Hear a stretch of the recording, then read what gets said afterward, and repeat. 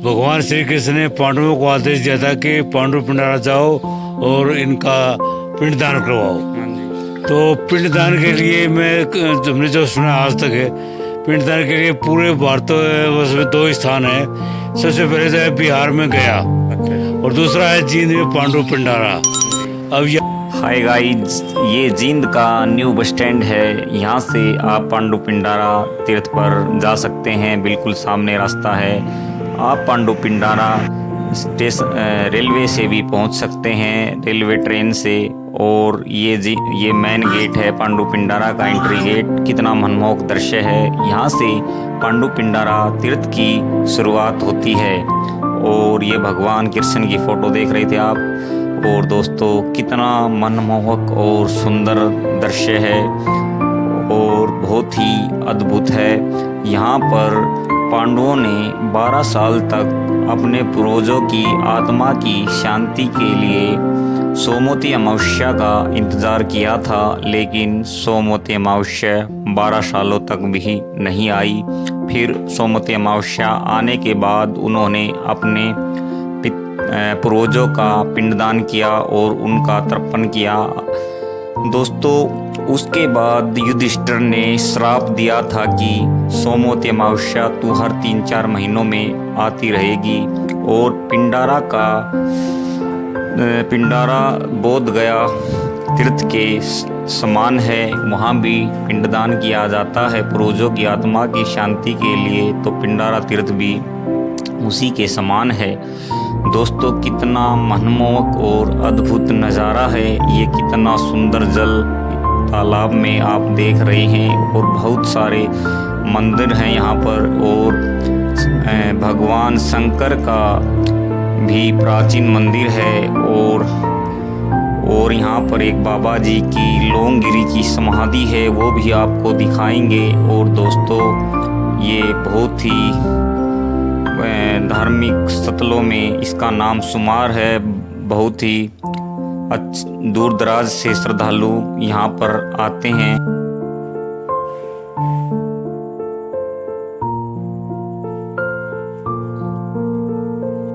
एक और ब्लॉग में दोस्तों आपका स्वागत है। हम जींद जिले के पांडु पिंडारा तीर्थ स्थल पर खड़े हैं, जो कि जींद जिले में पड़ता है। और जींद जिला हरियाणा के मध्य में पड़ता है, जिसे जींद जिले को हरियाणा का दिल भी कहा जाता है। और पांडु पिंडारा तीर्थ का अपना एक महत्व है। आज आपको इसके बारे में बताते हैं विस्तृत से। और दोस्तों, वीडियो को स्किप मत करना, वीडियो पर बने रहना। अगर आपको पूरी जानकारी दी जाएगी पांडु पिंडारा तीर्थ के बारे में, इसका क्या महत्व है, पांडव यहाँ पर क्यों आए थे, क्यों उन्होंने अपने पूर्वजों का पिंडदान किया था यहाँ, इसका क्या महत्व था। और तो दोस्तों, चलो शुरू करते हैं आज के वीडियो को। दोस्तों, यहाँ पर पांडवों ने 12 साल रहकर इंतज़ार किया था सोमवती अमावस्या के लिए, लेकिन सोमवती अमावस्या पूरे 12 साल के बाद आई थी। तो उसके बाद पांडवों ने यहाँ पर पिंडदान किया था अपने पूर्वजों की आत्मा की शांति के लिए। तो उसमें इसका पांडु पिंडारा तीर्थ का वेदों पुराणों वामन उसमें भी वर्णन मिलता है हमें। इसका इतिहास बहुत पुराना है पांडु पिंडारा तीर्थ स्थल का।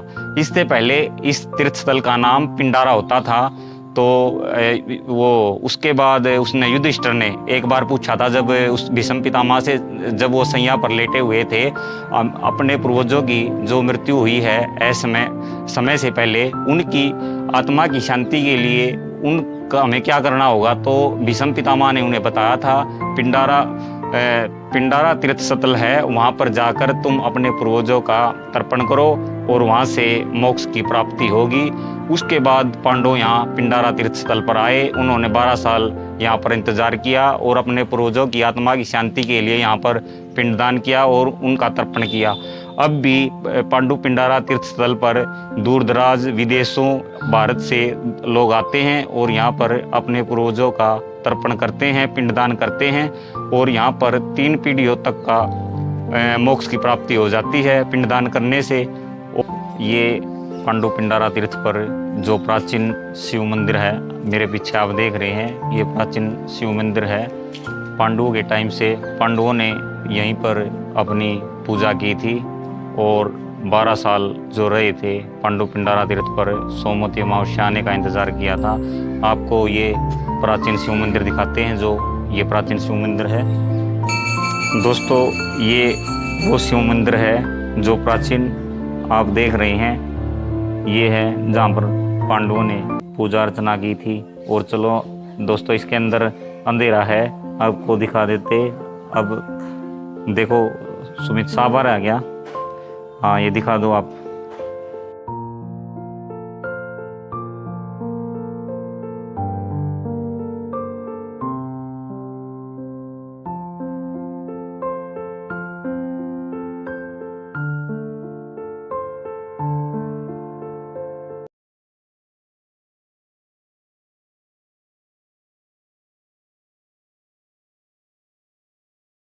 हमारे साथ बादल सिंह गिल जी जुड़ चुके हैं और इनसे पूछते हैं इस मंदिर के बारे में, जो प्राचीन शिव मंदिर है।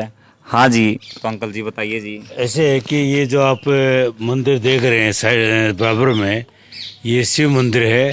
और जब पांडवों का महाभारत का जो युद्ध हुआ था, उसमें पांडवों की तरफ से जो योद्धा शहीद हो गए थे, उनकी आत्मा की शांति के लिए भगवान श्री कृष्ण ने पांडवों को आदेश दिया था कि पांडु पिंडारा जाओ और इनका पिंडदान करवाओ। तो पिंडदान के लिए हमने जो सुना आज तक है, पिंडदान के लिए पूरे भारतवर्ष में 2 स्थान है। सबसे पहले तो है बिहार में गया, अच्छा जी। और दूसरा है जींद में पांडु पिंडारा। अब यहाँ भी जो ना हर महीने अमावस्या पर मेला बढ़ता है, और जितने भी तीर्थयात्री भगत हैं अपने जो बुजुर्ग हैं, जो बूढ़े हैं, उनकी आत्मा की शांति के लिए यहाँ पिंड दान करवाने के लिए आते हैं, ताकि उनकी आत्मा को शांति मिल जाए। हर महीने यहाँ बड़ा भारी मेला लगता है। और आज भी ये जो इस बराबर में शिवलिंग है, ये शिवलिंग जब पांडवों ने तीर्थ की खुदाई की थी, उस वक्त ये शिवलिंग यहाँ से प्रकट हुआ था, और पांडवों ने इसको यहीं स्थापित कर दिया। आज सबसे अधिक मान्यता इसी मंदिर की है, क्योंकि जो ना ये सबसे पुराना मंदिर है। शिवलिंग की मूर्ति पांडवों द्वारा स्थापित की गई है, बहुत बढ़िया है। अच्छा जी।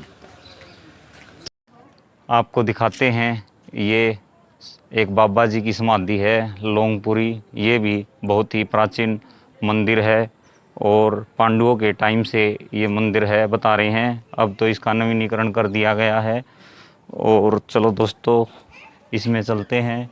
ये है जय सिद्ध बाबा लोंगपुरी की समाधि। और थोड़ा हाँ ऊपर जूम करके दिखाओ सुमित।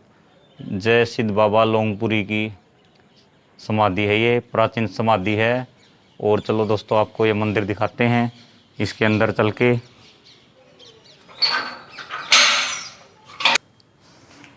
जय बाबा जी।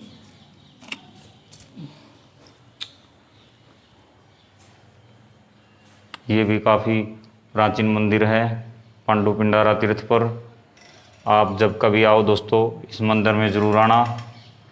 और हमने आपको शिव जी का प्राचीन मंदिर भी दिखा दिया है। दोस्तों बंदर आए हुए हैं बीच में, शूटिंग के दौरान बंदर आ गए। ये देखो आप कितने बंदर आ रहे हैं यहाँ पर, कैसे घूम रहे हैं। ये भी पूरा एंजॉय कर रहे हैं पांडु पिंडारा तीर्थ पर। और ये देखो पीपल के पेड़ पर कूद रहे हैं, छलांग लगा रहे हैं दोस्तों।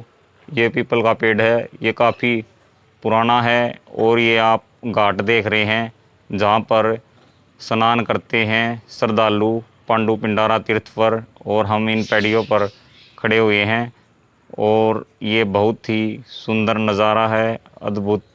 ये पांडु पिंडारा तीर्थ आप देख रहे हैं, ये कितने सुंदर सुंदर मंदिर हैं। ये चारों तरफ दोस्तों इसके पांडु पिंडारा तीर्थ के भव्य मंदिर बने हुए हैं, और ये बहुत ही सुंदर नज़ारा है। यहाँ पर हर सोमवती अमावस्या को श्रद्धालु और महीने में जो अमावस्या आती है स्नान करने के लिए दूर दराज से पहुँचते हैं। और सोमवती अमावस्या का दोस्तों काफ़ी महत्व है, और यहाँ पर अब श्राद्ध लग गए हैं और दूर दूर से श्रद्धालु अपने पितरों का पिंडदान करने के लिए, तर्पण करने के लिए यहाँ पर पहुँचेंगे। और इस ऐतिहासिक तीर्थ स्थल पांडु पिंडारा का अपना महत्व है। वेदों वामन पुराणों में भी इसका वर्णन हमें देखने को मिलता है। और दोस्तों, हम यहाँ पर जो महंत विराजमान हैं, जो पुजारी हैं, मंदिरों में रहते हैं, उनसे पांडु पिंडारा तीर्थ के बारे में, इसके महत्व के बारे में पूछेंगे और उनसे आपको मिलवाते हैं। चलो। राजेश स्वरूप जी जुड़ चुके हैं, उनसे पांडु पिंडारा तीर्थ स्थल के बारे में पूछते हैं। इनका क्या महत्व है, यहाँ पर पांडवों ने पिंडदान क्यों किया था, तर्पण क्यों किया था, और जो 12 साल के बाद सोमवती अमावस्या आई थी उसके बारे में मन जी का क्या कहना है, तो पूछते हैं। हाँ जी, बताइए जी। मन जी, मैं सबसे पहले तो आपके दर्शकों को बहुत बहुत शुभकामनाएं देता हूं। श्राद्ध पक्ष चला हुआ है और श्राद्ध पक्ष पर जो हमारी कुरुक्षेत्र भूमि में जो सबसे बड़ा मातम है, तीर्थ पांडु पिंडारा का है। तीर्थ पांडु पिंडारा जो है कुरुक्षेत्र भूमि का सबसे बड़ा तीर्थ है। कुरुक्षेत्र भूमि पर 360 तीर्थ बताए हैं, जिनमें से तीर्थ पांडु पिंडारा अपना विशेष स्थान रखता है। प्रत्येक अमावस्या को यहाँ मेला लगता है। लोग दूर दूर से आकर के अपने पितरों की सदगति के लिए, उनकी आत्मिक शांति के लिए जो है स्नान करते हैं, तर्पण करवाते हैं। तो ये जो महीना हमारा, ये श्राद्ध पक्ष का महीना है।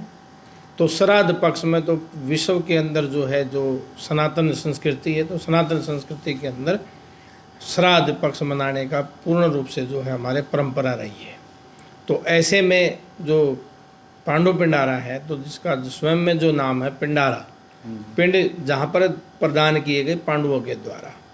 ऐसा बताते हैं कि महाभारत काल के बाद जब महाभारत युद्ध हुआ, तो युद्ध के पश्चात जितने भी जो वीर गति को प्राप्त सैनिक हुए, चाहे वो कौरव पक्ष के थे चाहे पांडव पक्ष के थे, उन सब के लिए भीष्म पितामह ने जो है निर्देश दिया था कि भी इनकी सदगति, वैसे तो जो बताते हैं कि जो वीर जो होता है, जवान जो होता है, अगर वो युद्ध में अगर शहीद होता है, अमर होता है, तो उसको कोई पाप नहीं लगता, उसकी सदगति सबतः ही बताई गई है। परंतु उसके बाद भी जो है मानवीय आत्मिक शांति के लिए भाई हमें क्या करना चाहिए, तो भीष्म पितामह ने कहा था कि भाई आप जो कहीं ऐसे तीर्थ पर जाइए जहाँ इनकी मुक्ति हो सके और इनका पिंडदान करवा जा सके। तो महाभारत से पहले जो है कुरुक्षेत्र भूमि का जो युद्ध क्षेत्र था 48 कोस का जो मानते हैं, तो उस 48 कोस के क्षेत्र में जो है महाभारत से पहले भी ये सोम तीर्थ के नाम से प्रसिद्ध रहा है। अच्छा। तो इसलिए इस तीर्थ का चयन किया गया है भी उनकी आत्मिक शांति के लिए जो है यहाँ पिंडदान करने के लिए पांडु आए। ऐसा बताते हैं कि 12 वर्षों तक जो वो यहाँ रहे, लेकिन सोमावती अमावस्या का जो आगमन उस वक्त नहीं हो पाया। अच्छा जी। तब उन्होंने श्राप दिया कि भाई कलयुग के अंदर जो है आप बार बार आओगे, जल्दी आओगे, तो इस प्रकार ऐसी धारणा जो है बनी हुई है। अच्छा जी। तो तभी से लेकर आज तक जो है पांडु पिंडारा में इस परंपरा का निर्वाह करते हुए लोग बड़े दूर दूर से आकर के पितरों की शांति के लिए, सदगति के लिए पिंडदान करते हैं। अच्छा जी। तो फिर इसका मतलब जी, जो पांडवों का पिंडदान है, 12 साल तक उन्होंने यहाँ इंतजार किया, तो वो पिंडदान किया या नहीं किया जी पांडवों ने? ऐसा जी, ये जो धारणाएं है ना, जब वो यहाँ रहे, तो जब पुरानी जो परंपरा, कोई भी व्यक्ति किसी तीर्थ पर रहेगा तो स्वाभाविक बात है वो धार्मिक कार्य तो करेगा। हाँ, पूरा करेगा। तो धार्मिक कार्य तो करते रहे, फिर भी और जो समय की कालगणना और उस समय की कालगणना में और हमारी कालगणना में भी अंतर था। अच्छा जी। तो दोनों की कालगणना में अंतर था, तो इसलिए कुछ भ्रांतियां पैदा हो जाती हैं। अच्छा, लेकिन मुख्यतः हम यही कह सकते हैं कि भाई जब सोमावती अमावस्या आई तो काफ़ी समय के अंतराल के बाद आई होगी, तब उन्होंने पिंडदान किया। अच्छा जी। अच्छा जी, एक यहाँ पर जो हम पांडु पिंडारा तीर्थ पर पिंडदान करते हैं, तो इसमें हमारी जो पीढ़ी होती है, तो जैसे कहते हैं कि 3 पीढ़ियों तक मोक्ष की प्राप्ति हो जाती है, इसके बारे में बताएं जी।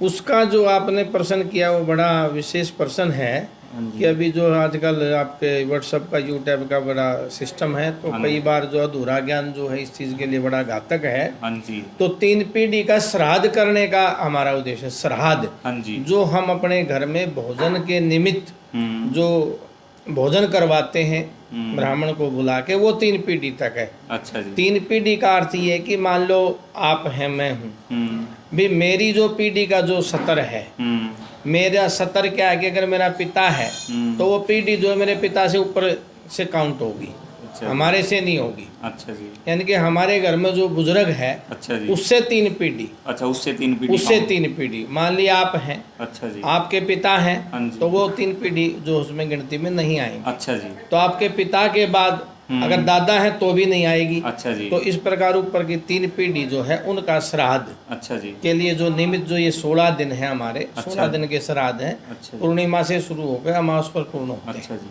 तो इनमें जो है जिस तिथि में जो व्यक्ति का स्वर्गवास हुआ है, अच्छा जी। उस तिथि को श्राद्ध करने की परंपरा है कि हम भोजन जो है किसी ब्राह्मण को हम भोजन करा देते हैं। आजकल जो रिवाज चल रहा है गौ माता को भी दे देते हैं। अच्छा जी। तो वो जो हम भोजन कराते हैं वो उनके निमित्त का है। अच्छा जी। तो इस प्रकार जो पिंडदान की जो प्रक्रिया है, पिंडदान की जो प्रक्रिया है वो ऊपर की लगभग 7 पीढ़ी तक होती है। अच्छा जी। तो दोनों में अंतर है, पिंडदान अच्छा जी। की पत्ती में और श्राद्ध की पत्ती में, दोनों में अंतर है। अच्छा जी। हाँ जी। एक जी ये कहते हैं कि जो अपना पांडु पिंडारा तीर्थ है, ये जो गया में स्थान है ना अपना तीर्थ पिंडदान करते हैं, उसके समान है जी। गया का अपना महत्व है और पांडु पिंडारा का अपना महत्व है। हमारे ऋषि मुनियों ने तो गया से भी ज़्यादा महत्व जो है पांडु पिंडारा का बताया है। अच्छा जी। तो ये उस काल में जो व्यवस्थाएं रही तो उसके अनुसार ये, वैसे तो जो जितने भी पितृतीर्थ हैं उनका अपना एक विशेष महत्व है। अब पितृतीर्थ कैसे चयन किया गया, अब आप उसको थोड़ा सा समझने की कोशिश करेंगे कि हमारी जीन जो है कुरुक्षेत्र भूमि है, मान लो भिवानी है, मान लो हिसार है।